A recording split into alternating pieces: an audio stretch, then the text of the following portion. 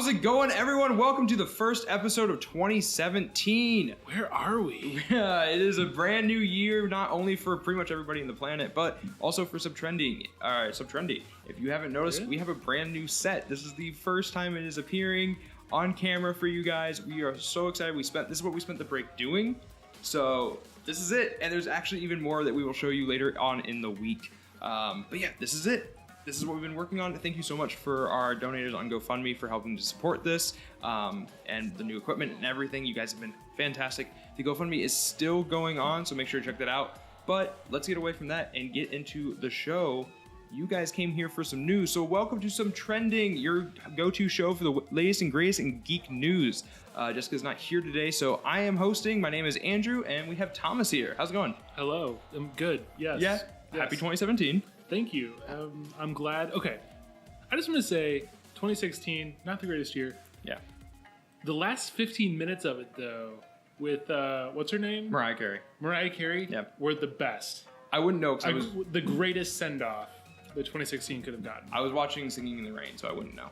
Have you seen it since then? Have you seen? Yeah, I've seen it. Okay, it's all. I mean, I work in the news. It's all over the news constantly. Okay. Mariah Carey's mad. Yeah, well, I would be too. Definitely like the appropriate send off for 2016. Definitely for Mariah Carey. She's a good lady.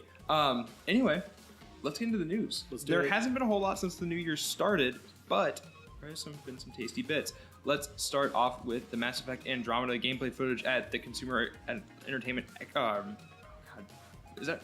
The thing, I don't Yeah, know. CES. Oh God. Yeah. CVS. Yeah, that's the across the street from Walgreens. No, a CVS. No, CES, the Consumer Electronic Showcase. Okay. I think is what it is. Right. That's where NVIDIA did their conference, and that's where the gameplay footage showed up. And also, we got a release date, March 21st, 2017.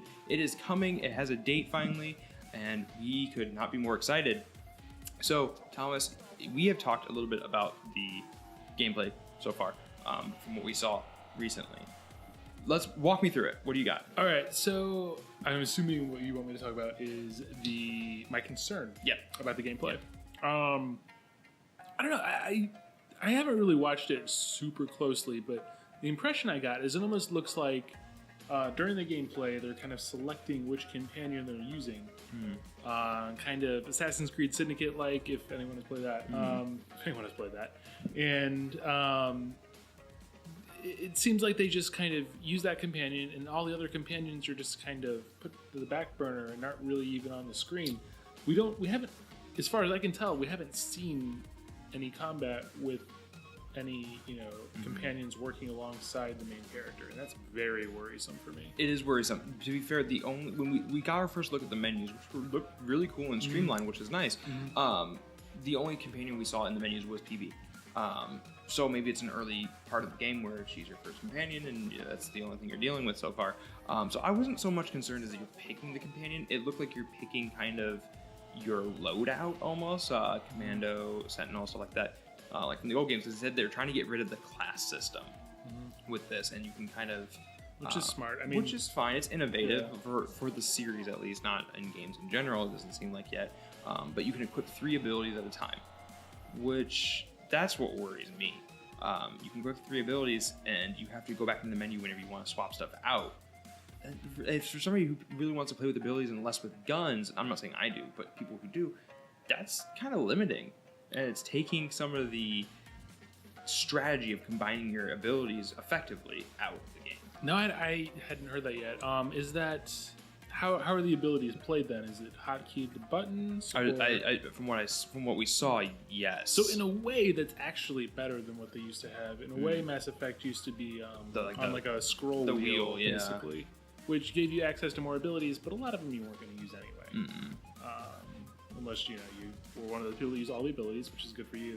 You're being more productive than the rest of us. Yeah, good for you. I didn't use any of them. Yeah, I use usually I use the one where it lets me zoom in, and the one where it lets me shoot. And that's about it. Yeah, that's called aiming and shooting. How many of those are abilities? My other thing too that I'm kind of nervous about is it doesn't really look like they've changed the ability level up system or upgrade system from Mass Effect 2 or 3. It's you level up the ability first level, I think second level, and then third level the class splits it in 2 and does that 3 times. So there's like only a handful of different options for each ability, which kind of takes the role playing out of it a little bit. I'd like to see more. I want more diversity in abilities, and I think it looks like they've gone the opposite direction, which worries me. And that it's weird saying that because I just said I didn't really use them. I didn't really use them because I wanted more diversity. I felt like the ones I got, especially in the first game, didn't do anything. But you said especially in the first game. That's interesting. I honestly kind of prefer the first game as far as abilities and weapon tiers and stuff go. Yeah, like I said, I've only really watched this video one time, but it did seem like it kind of had that whole binary thing of choose either this ability or this ability, then you move to the next tier kind of thing. Yeah, that's exactly what it looks like. That's fun, but at the same time, if they're kind of revamping the class system and getting rid of classes, you think they would try to open up the ability tiers more. Yeah, make more of a traditional skill tree. Right. You would think. Right. The good news with this, though, like we said, we saw a lot of gameplay footage, or a handful of gameplay footage. We got that release date, which is what people have been waiting for. 2 months, 2.5 months. If they stick to it. Yeah, if they stick to it, which honestly, I feel like I know this is contrary to pretty much everything that happened in 2016. I feel like developers are starting to understand that. They're getting better at it. Ubisoft. I hope they learn their lesson because there's been a lot of backlash consistently. Yeah. But that means 2.5 months to get out a lot of press information. Because we don't know a lot about the game yet. We haven't seen a whole lot, all things considered. So that's really exciting. I'm looking forward to that. You can make sure to tune in here to Subtrending to check that out as it becomes available. We will be all over that. We're all huge Mass Effect fans. So. Yeah, I just updated the boardroom schedule today to kind of adhere more to that release schedule. Yeah, you did. Yeah, you did. All right. Anyway, moving on. We're going to stick with some video game news. Injustice 2 got a release date. Straight from Ed Boon, who is directing the game. I believe directing, but he's one of the heads at NetherRealm Studios. Sent out a tweet that said I2 3/17/17.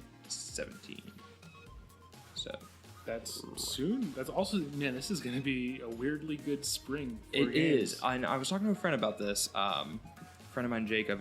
We were talking about. I don't remember a spring being this good for video games ever. Well, you know, the Mass Effect 3 and 2, I think, I don't remember 1, both came out in the spring. Injustice 1 came out in the spring, but now they're all just kind of converging in the same year, so that's cool. It's well, I think the big thing that sets this apart, and I want to get back to Injustice 2 in just a second. Sure. Is the Switch, the Switch launch in the middle of March, which is traditionally kind of a dead time. People push out their games they didn't think would do well in the holidays at the end of January into February. Then March is usually kind of dead, and then mid-April things pick up again. Nintendo's really hitting a nerve and really doing a good job of really targeting that launch date. Right. You and I had a very long conversation earlier about the Switch, which I'm sure we'll hit on a lot of those points in future episodes, especially next week after the Switch announcement. But anyway. So it's crazy to see a big, robust roster this year. Speaking of rosters, we haven't seen a lot from Injustice 2 rosters yet. I remember with the first Injustice, every week I would check Wikipedia. Oh yeah, and they had those fights, like the simulated fights. Yeah. You could see their moves and their specials and stuff. It was awesome. Yeah, there's not been as much. I haven't really been that religiously checking. I haven't either, but the good thing is also with this is they've got 2.5 months to make a huge marketing push, and especially with games coming out this spring to compete with, they're gonna have to prove to players why this game is where they should put their money. With a game like Mass Effect coming out like a week later, this is gonna be big, and it conveniently also comes out right around the same time as Guardians of the Galaxy 2 and a month before Wonder Woman. Is it a month before Wonder Woman or after? Okay. Wonder Woman is in June. Oh, okay. Because that's what I was wondering. With the new Marvel vs. Capcom, they're clearly kind of marketing heavily toward the MCU. Oh, definitely. Marvel Cinematic Universe. And I'm wondering how heavily Injustice is going to kind of cater to the DC film universe. Yeah. No, I mean, that's an interesting thought. The only thing I would say that would lead me to not go that way is because Injustice 1 had its own story and its own lore. Right. And I'm interested where they pick up with that, how they intertwine that, because Injustice 1 and then the comics, the comics led into Injustice 1, all tied together really well. The Injustice comics are fantastic. If you get a chance to read them, definitely do. They're so much fun. As fan service as they are, they're so much fun. So yeah, it's gonna be interesting to see where Injustice 2 picks up, because Injustice 1 ends on from what I remember, a pretty stable note. There's no real cliffhanger or anything. It just kind of ends. But it's been a long time since I finished the story. It's definitely one of those things where everything is happy, but at the same time, it's like, all right, this can of worms has been opened. Mm-hmm. Like, what do we do? Right, it's still open. So, yeah. See. Like I said, make sure to keep in tune to Subtrending. We will be covering info about roster and stages as they come out. I cannot wait. There's a few characters I'm really hoping they add in, but I'm not gonna say. But there's a few I got my noggin. Well, Injustice is it's a sub-trendy tradition. That's one of our first episodes. Yeah, is our Injustice Sub-Trendy Fight Club. So you might get to see that later this year with Injustice 2. That would be cool. I would be all over that. All right, up next, we finally got the plot synopsis for Thor Ragnarok that's going to be coming out later this fall. Thomas, you have read World War Hulk and Planet Hulk. Correct? Yeah, I've even read some of the Scar stuff, too. Okay. So I have not yet. You would let me borrow it forever ago. I still haven't read it. I'm going to be honest with you. I'm sorry. But for those of you who haven't been watching Subtrending, first of all, shame on you. Second of all, Thor is going to have Hulk as a little buddy in his movie this go around, and along with Doctor Strange, that is actually officially confirmed by Marvel. It's not just implied anymore. So right. This week they did come out and say, yes, he will be in it. We all assumed. Anyway, plot synopsis. Thor is imprisoned for doing something. We don't know. He does not have his hammer, and he needs to break out and get back to Asgard to prevent Ragnarok, which is the end of all worlds. But first, he has to fight the Hulk in a gladiatorial combat. For those of you who have not read Planet Hulk like myself, but I know about it because I'm a nerd, Planet Hulk involves Hulk being a gladiator and fighting for freedom, correct? Mm-hmm.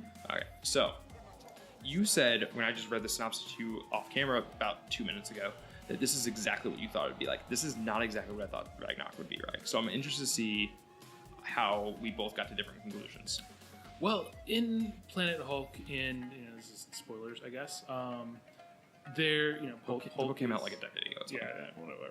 There's Hulk is a gladiator, like you said, and at one point he ends up fighting a lot of different people, and at one point he ends up fighting the Silver Surfer. Oh yeah.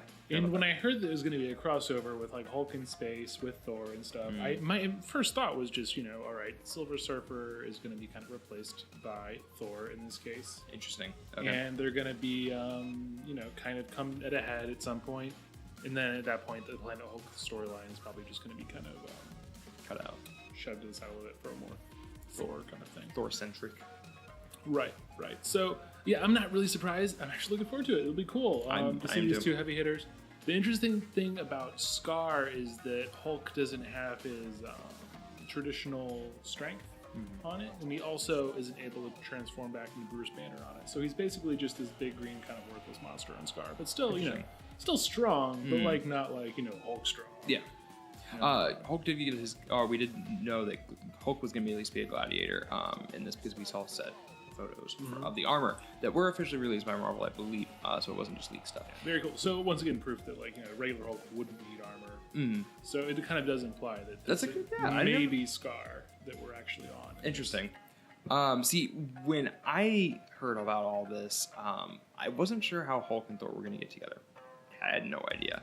But this makes sense. But I thought, especially with Strange being around and what was teased at the end of Doctor Strange, spoilers for the end of Doctor Strange, is they were going to be hunting for Odin. Now, is that a plot point in Ragnarok? Probably. Odin's probably the only one that can stop Ragnarok. My guess is that's why he's imprisoned. I'm assuming if you're watching this, you've watched Thor: The Dark World that came out like 2 or 3 years ago. Loki is impersonating Odin now. Yep. So I'm assuming he got framed somehow. Yep, and probably. Just imprisoned his brother because Loki's kind of a dick. Yeah, shocking.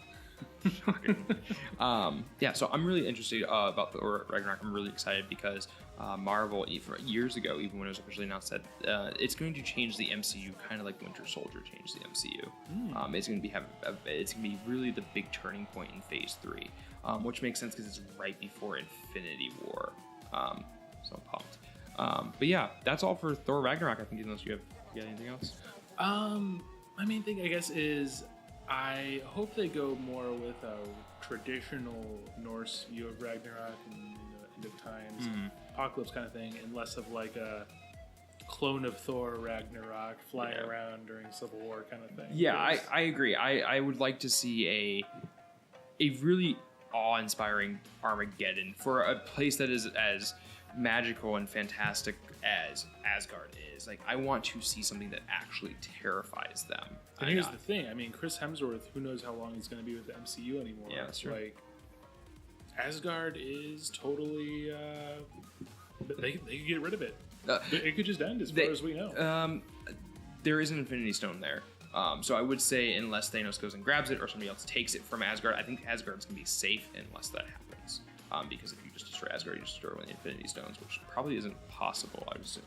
I mean, there's also theories that certain villains in Thor Ragnarok are working with Thanos too, which could imply how he actually gets the stone there if it falls. Yeah, so, that makes sense. So it's possible. We'll see. Yeah, like I said, I think for Asgard to fall, the Infinity Stone needs to leave. Out of all of the Marvel movies this year, which we're getting 3, sorry, spit everywhere. No, you're fine. They probably didn't even know. I'm very excited for Ragnarok. Probably a little bit more for Guardians.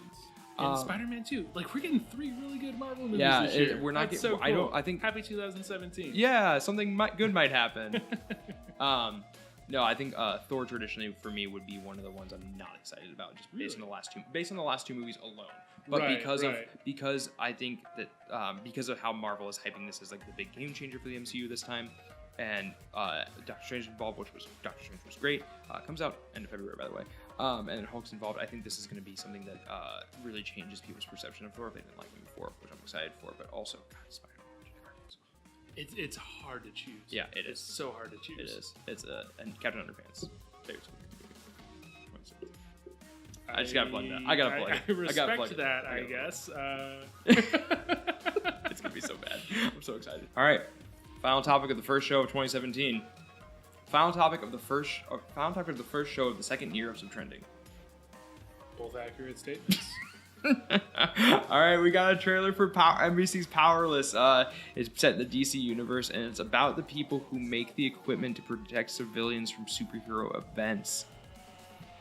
Interesting concept. Danny Pudi from Community, and also a brief cameo in Winter Soldier, is crossing over to the other side and going to be in it, along with Vanessa Hudgens, who you informed me is in High School Musical.